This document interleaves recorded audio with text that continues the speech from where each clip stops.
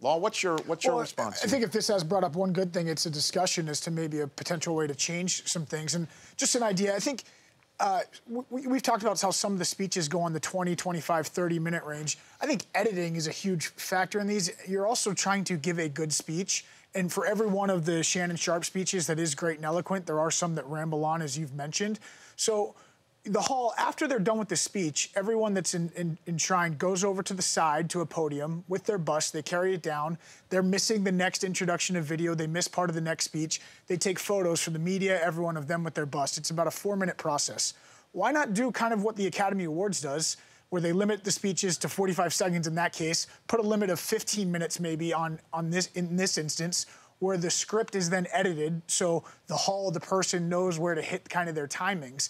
And then if they can't get something out, if they can't maybe thank that Pee Wee football coach in that speech, when they go down over to the side with their bust and their shrine, have a microphone, have it streaming on NFL.com live or on or any other one of the multiple sites, and have that be the place where they can then thank some other people or get out what they didn't. Because a part of the reason anyone is hearing about them thanking their high school football coach is because it is being broadcast, and you have to take the fact that this is a little bit of an entertainment product. And if you're going to stick around for Jerome Bettis' speech, you have to be able to get through Charles Haley's. And if Charles Haley goes, and if he goes 27 too long, minutes, you might not even like see I said, Jerome Bettis. Strahan almost did his speech on the next edition of Live with Michael and Kelly because it was darn near almost Monday morning by the time he got up there. So, but here's the question is, what happens when somebody goes 18 minutes, 19 minutes? You play music? Yeah, you have to figure out the respectful way to...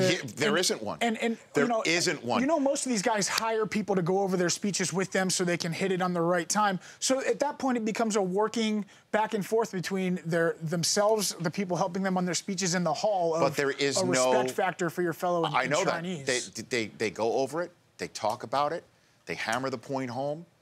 And, I mean, with the ultimate of respect, it was a moving speech on behalf of Derek Thomas, Carl Peterson, who I've met a sweetheart of a man. If the Hall of Fame had a 20-foot cane to yank him off the stage after 15 minutes, it would have done it. That's what was going down. That's what was going down with other Hall of Famers backstage, including Roger Staubach, to my face. Why is he going on so long? That happened. And that's why the Hall of Fame, after taking all the stock, after everything, said, that's it. We're not going to have speeches on behalf of people who are no longer with us and induction classes. So now, I like your idea.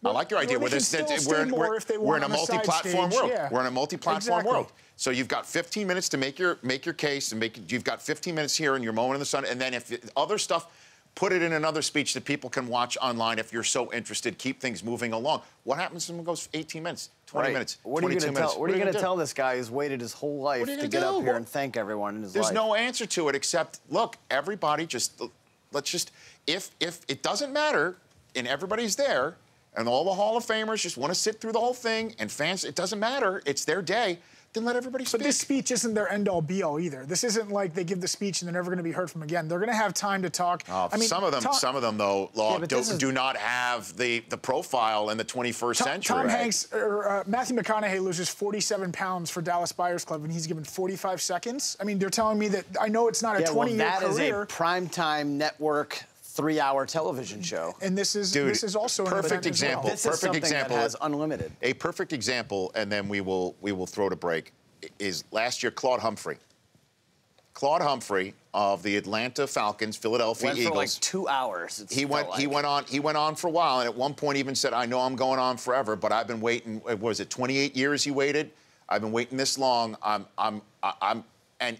You could sit here and say Claude Humphrey's got another platform. Claude Humphrey doesn't have a platform to talk anymore. But after last year, Modern Day Football fans have never heard of Claude Humphrey. Well, some people have though. Back in the day, and that's what I mean. And who's to decide, Claude? You don't get to speak as long as these other people.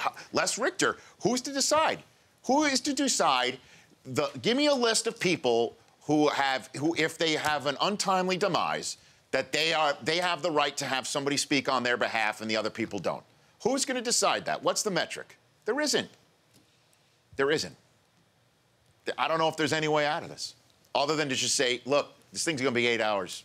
pack a lunch. It's an honor and a privilege. And a dinner. It's like my fantasy draft. It's an honor and a privilege to be voted into the Pro Football Hall of Fame. You should respect the rules of it. And if you do put a 15-minute time limit and say, we're going to let you speak your mind over here on the side, it will be broadcast for those that want to do it, I think that's an amicable solution. The Rich Eisen Show, weekdays at noon Eastern.